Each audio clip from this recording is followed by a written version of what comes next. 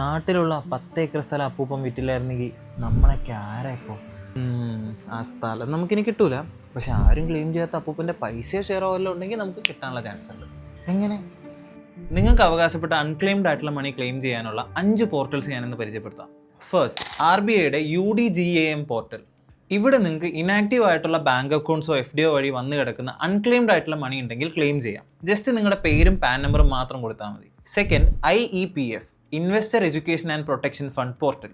7 വർഷത്തിൽ കൂടുതൽ ഇനാക്റ്റീവായി കിടക്കുന്ന ഷെയർസോ ഡിവിഡൻസോ ഉണ്ടോ എന്നാൽ അത് ഗവൺമെന്റിന്റെ കയ്യിലുണ്ട്. IEPF പോർട്ടലിലൂടെ നിങ്ങൾക്ക് അത് റിക്കവർ ചെയ്യാം. Third, Indian post savings portal. ഒരു ക്വിക്ക് KYC ചെയ്ത 2 വർഷം കഴിയുമ്പോൾ ഇനാക്റ്റീവ് ആവുന്ന NSC, KVP, PPF പോലുള്ള സ്കീംസ് വഴി അൺക്ലെയിംഡ് ആയിട്ട് കിടക്കുന്ന പണം നിങ്ങൾക്ക് റിട്രീവ് ചെയ്യാം. Fourth, EPFO portal.